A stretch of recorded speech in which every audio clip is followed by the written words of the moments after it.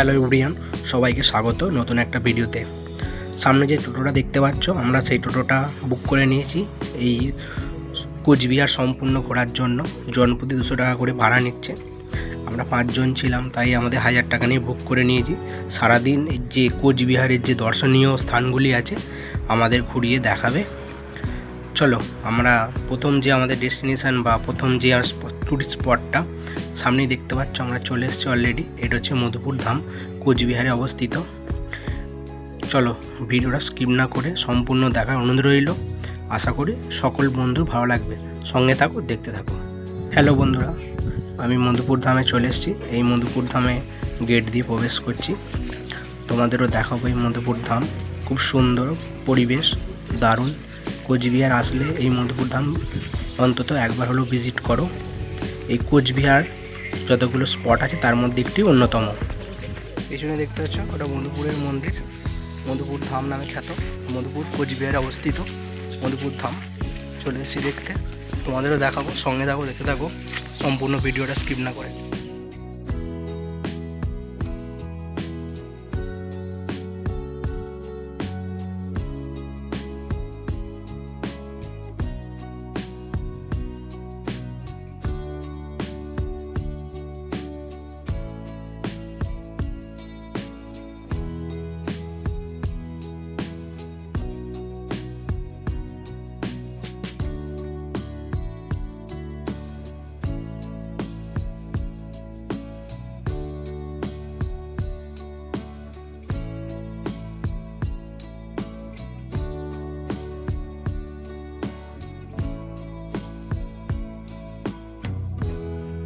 মন্দিরে প্রবেশ করি।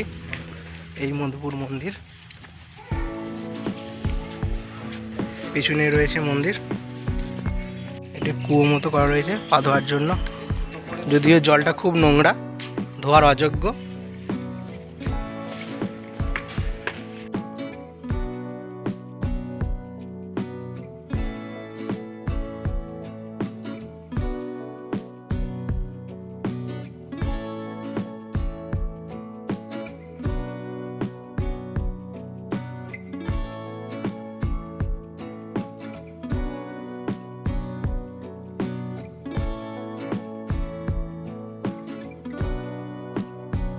এই মধুপুর ধামে ভগবান শ্রীকৃষ্ণের কোনো বিগ্রহ বা কোনো মূর্তি নেই এই মন্দিরেতে। এটা হচ্ছে ভগবান শ্রীকৃষ্ণের একটি মন্দির। আমরা এই মন্দিরটা আস্তে আস্তে প্রদক্ষিণ করছি। মন্দিরের ধার দিয়ে প্রদক্ষিণ করার জায়গা রয়েছে, সেটাই তোমাদের কাছে তুলে ধরছি। তোমরা দেখো, আশা করি ভালো লাগবে।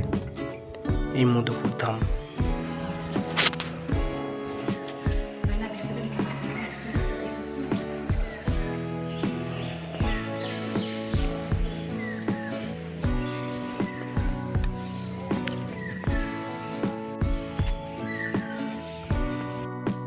পরিবেশ ঠান্ডা, শীতল, নিরিবিলি, দারুণ জায়গায় মধুপুর ধাম।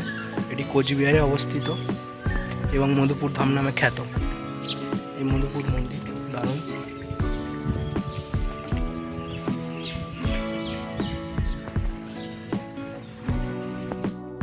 প্রথম আমাদের ডেস্টিনেশন এই মধুপুর ধাম। এরপর আমরা আরও অন্য সাইট সিন করবো। তোমাদেরও ঘুরিয়ে থাকো, সঙ্গে থাকো, দেখতে থাকো।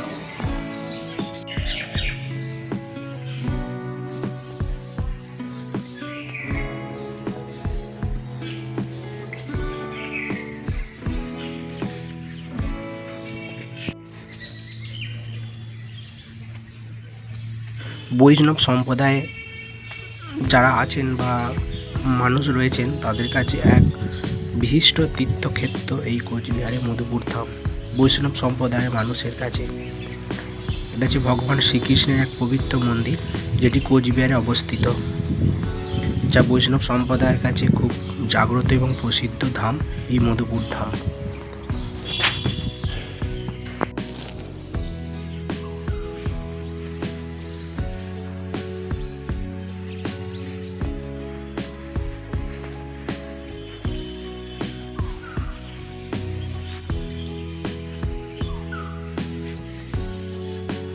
এই মধুপুর ধামেতেই একটি জলাশয় রয়েছে, বা আমরা গ্রাম বাংলায় যেটা বলে থাকি পুকুর। চলো ওই দিকে যাওয়া যাক, সঙ্গে থাকো, দেখতে থাকো, তোমাদের এই জলাশয়টি দেখাবো। আরও আমাদের লোকজন দেখছে।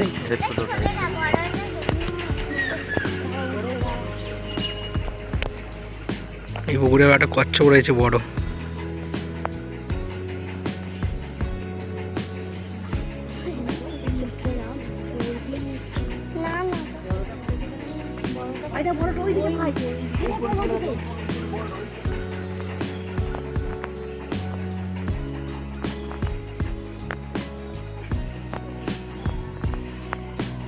অনেক বড় বড় কচ্ছপ রয়েছে এই ছোট্ট জলাশয়ের মধ্যে। একটা দেখালাম, আর একটা আরও রয়েছে।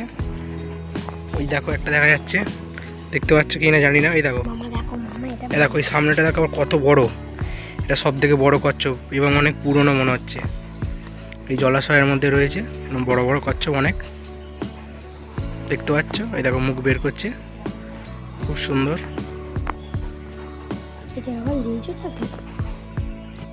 অনেক মাছও রয়েছে এই জলাশয়ে।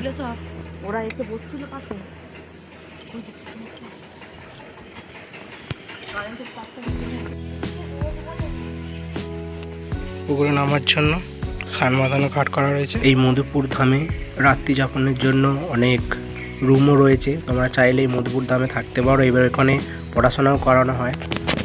আমরা এই মধুপুর ধামকে টাটা বলে আমরা এবার পঞ্চবটী আশ্রমে চলে এসেছি। এই পঞ্চবটী আশ্রমের দিকে যাচ্ছি, মানে যে মূল প্রবেশদ্বার আছে সেই পঞ্চবটী আশ্রমে প্রবেশ করব।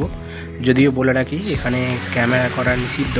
আমি প্রথমে জানতাম না, যদিও করে ফেলেছি। তারপরে আমাকে বলছে তোমরা যারা এখানে কোচবিহার ঘুরতে আসবে, ভিডিওগ্রাফি বা ফটোগ্রাফি অ্যালাউ নেই এই পঞ্চবটী আশ্রমের মধ্যে।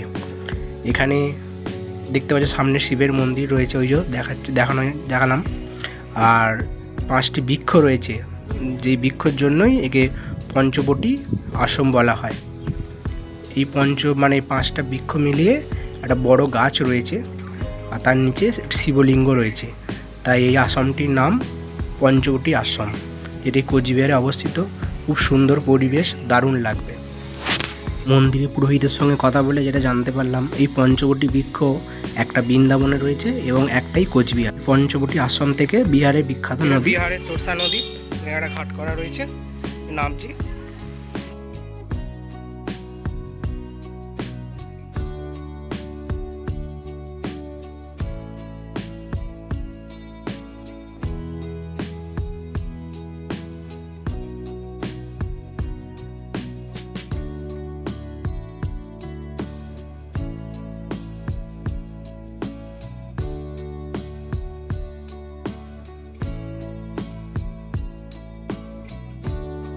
তোরসা নদী থেকে আমরা যে কোচবিহারের রাজারা ছিলেন তাদের যে সমাধিস্থল, সেই জায়গায় চলে এসেছি। যে জায়গাটির নাম হচ্ছে কেশব আশ্রম। তার ভেতরেই প্রবেশ করছি। বন্ধুরা তোমরাও দেখো যে কোচ রাজারা ছিলেন তাদেরই সমাধিত্ব করা রয়েছে বা সমাধিস্থল, তাদের এখানে সমাধি দেওয়া রয়েছে। সেই জায়গাটি আমরা প্রবেশ করেছি, তোমাদেরও ঘুরিয়ে দেখাবো। খুব সুন্দর সবুজ পরিবেশ, তার মধ্যে তাদের এই যেখানে সমাধি করা রয়েছে সেই দিকেই যাব। বিহারে যে রাজা ছিলেন তারই সমাধি রয়েছে এই জায়গায়, ওই যে সামনে দেখতে পাচ্ছ, ওখানেই যাচ্ছি। ওখানে সমাধি করা রয়েছে, সেটাই তোমাদেরকে দেখাবো ভিডিওর মাধ্যমে। চলো বন্ধুরা দেখতে থাকো।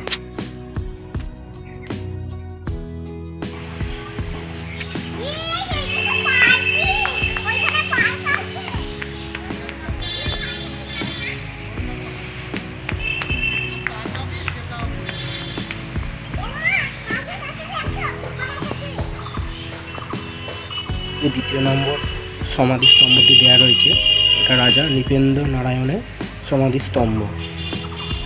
এই সামনে যেটা তোমরা দেখতে পাচ্ছ। আমরা এখান থেকে বেরিয়ে আমরা আরেকটি স্পটে চলে যাব। কোচবিহারের দেহিবাড়ি, এখানে দুর্গা মণ্ডপে দুর্গা পূজা হতো, এখনও হয়। এখানে মোষ বলি হয়, আগে নাকি মানুষ বলি হতো, শোনা যায় লোককথা। আর এটা হচ্ছে দুর্গা পুজোর মণ্ডপ দেহিবাড়িতে।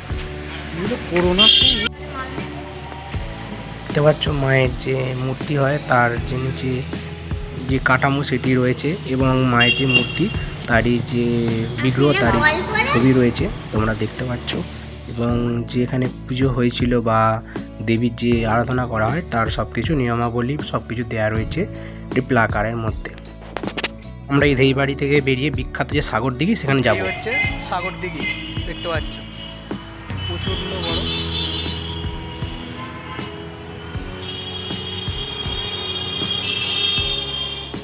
সামনে যে বিশাল জলাশয়টি দেখতে পাচ্ছ এটি কোচবিহারের সাগর দিঘি। লোকে মুখে প্রচারিত আছে যে এর জল নাকি কোনোদিন শুকনো হয় না। সামনে যে তোরসা নদী আছে তার সঙ্গে এর সংযোগ করা রয়েছে। রাজারা এমনভাবে এর ব্যবস্থা বা পরিকাঠামো চালিত করেছিল যাতে দিঘির জল কোনোদিন না শুকনো হয়। আর এইখানের পাশেই রয়েছে একটি কামান যা দ্বিতীয় বিশ্বযুদ্ধের সময় ব্যবহার হয়েছিল এবং এই কোচবিহারের সৈন্যরা নাকি ছিল, তারই একটা শ্রদ্ধা যাপন করার জন্য এইখানে একটি স্মৃতিরূপে এই কামান রয়েছে। এই কোচবিহারের সাগর দিঘির পাড়ে রয়েছে। আমরা সাগর দিঘি টাটা বলে আমরা চলে আসলাম আমাদের নেক্সট ডেস্টিনেশন কোচবিহারের বিখ্যাত মন্দির মদনমোহনজির মন্দির। সেই মন্দিরে আমরা প্রবেশ করব আর এই মন্দিরে পুজো দেওয়ার ব্যবস্থা রয়েছে। মন্দিরের সামনেই অনেক দোকান রয়েছে দেখতে পাচ্ছ, যেখান থেকে তোমরা পুজো দেওয়ার বিভিন্ন সামগ্রী তোমরা কিনে নিতে পারবে। আমরা আস্তে আস্তে এই মদনমোহনজির মন্দিরে প্রবেশ করব, যে মূল ফটক বা মূল গেট। আর সামনেই দেখতে পাচ্ছ সাদা মার্বেলের তৈরি মদনমোহনজির মন্দির। আর দুঃখের সঙ্গে বলতে হচ্ছে মন্দিরের ভেতরে যে মদনমোহনজি বিগ্রহ রয়েছে তার ভিডিও করতে দেয় না। এবং মন্দিরটা খুব সুন্দরভাবে সাজানো গোছানো রয়েছে, দারুণ পরিবেশ, সবুজে ঘেরা বাতাবরণ, বিভিন্ন ফুল গাছ রয়েছে। এবং মদনমোহনজির মন্দিরের ছাড়াও আরও দেবদেবীর মন্দির রয়েছে এই মদনমোহনজির মন্দিরের মধ্যে। এবং মন্দিরটি খুব সুন্দরভাবে সাজানো রয়েছে। কোচবিহার আসলে এই মদনমোহনজির মন্দির একবার হলেও ভিজিট করো, দারুণ জায়গা। এবং এই মন্দিরে ভোগ খাওয়ানোরও ব্যবস্থা রয়েছে, তার জন্য টিকিট করতে হয়, সকালের দিকে আসতে হয়। আর এই মন্দিরের সামনেই এরকম একটি বড় একটি জলাশয় বা পুষ্করিণী রয়েছে, যা তোমরা এখানে হাত পা ধুয়ে মন্দিরে প্রবেশ করতে পারো বা পুজো দেওয়ার সামগ্রী কিনতে পারো। এখান থেকে আমরা এই মধ্যে উঠান থেকে বেরিয়ে সামনে একটি স্পট রয়েছে, সেই স্পটে আমরা চলে এলাম। এটা হচ্ছে কুমার গজেন্দ্র নারায়ণের ঠাকুর বাড়ি নামে খ্যাত। এখানে শিব মন্দির রয়েছে খুব সুন্দর, তারই দর্শন তোমাদের করাবো। সঙ্গে থাকো, ভিডিও দেখতে থাকো। আর আমার চ্যানেলের ভিডিও ভালো লাগলে চ্যানেলটা অবশ্যই সাবস্ক্রাইব, লাইক এবং বন্ধুদের সঙ্গে শেয়ার করে দিও। চলো বন্ধুরা, সঙ্গে থাকো এবং পুরো ভিডিওটা দেখো। আশা করি সমস্ত বন্ধুর ভালো লাগবে। এই মন্দিরে ঢুকতেই একটি ভগবান শ্রীরামের মূর্তি করা রয়েছে, সামনেই শিব মন্দির রয়েছে, দেখতে পাচ্ছ রাধাকৃষ্ণেরও মন্দির রয়েছে। চলো তোমাদের দর্শন করাই, সঙ্গে থাকো, দেখতে থাকো।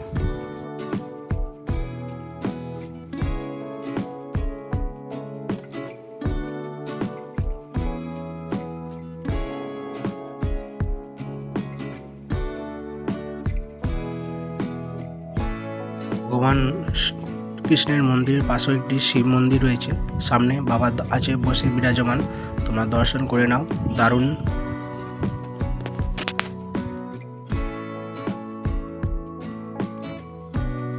আমরা এই মন্দির থেকে বেরিয়ে যাওয়ার পথে একটি 150 ফুটের মতন বড় বজরংবলীর মূর্তি রয়েছে, তারই দর্শন করব।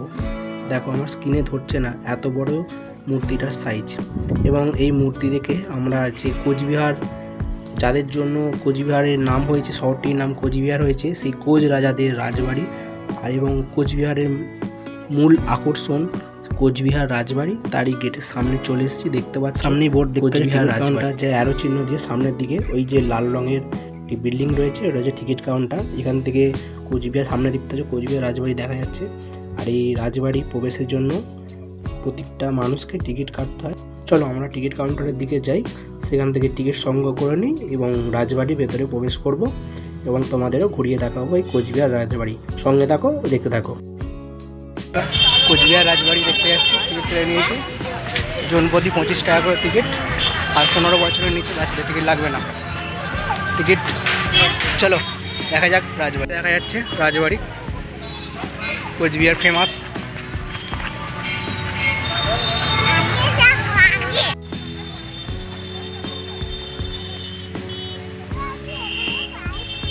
এখানে পার্কও আছে, যাদের গার্লফ্রেন্ড আছে তারা নিয়ে এসে সময় কাটাতে পারো, আর যার বয়ফ্রেন্ড আছে সে গার্লফ্রেন্ডকে নিয়ে এসে এখানে সময় কাটাতে পারো পার্কের মধ্যে।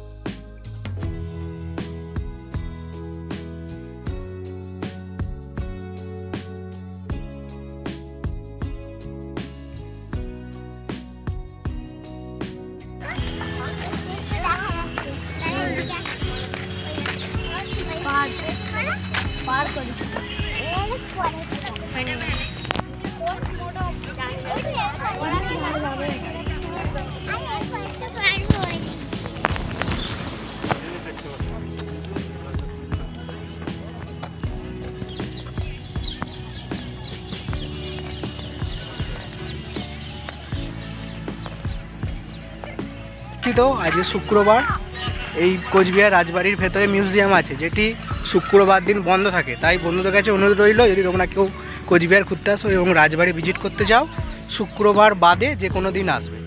শুক্রবার দিন এই কোচবিহার রাজবাড়ির যে ভেতরে মিউজিয়াম আছে সেটা বন্ধ থাকে, এমনি আসতে পারো রাজবাড়ি দেখার জন্য, কিন্তু মিউজিয়ামটি বন্ধ থাকে শুক্রবার দিন। কোচবিহার রাজবাড়ির ইতিহাস। কোচ রাজবংশের মহারাজ নৃপেন্দ্র নারায়ণ রাজত্বকালে 1880 সালে এই রাজবাড়িটি নির্মিত হয়। প্রায় 4768 বর্গমিটার এলাকা জুড়ে বিস্তৃত এই দ্বিতল ভবনটি 50টিরও বেশি কক্ষ রয়েছে, যার মধ্যে রয়েছে ডাইনিং হল, বিরান রুম, তোষাখানা, দরবার ইত্যাদি। ধরুন আমরা এই রাজবাড়ি থেকে বেরিয়ে নেক্সট পয়েন্টের দিকে যাই, যেটি আজকের ভ্রমণের লাস্ট পয়েন্ট হয়েছে। দিঘিতে দেখতে পাচ্ছ, আর এটা হচ্ছে রাজমাতা মন্দির, রাজমাতা দেবী, রাজমাতা এখানে পুজো দিতেন, এই মন্দিরে আসতেন ওদের পূর্বপুরুষের মন্দির।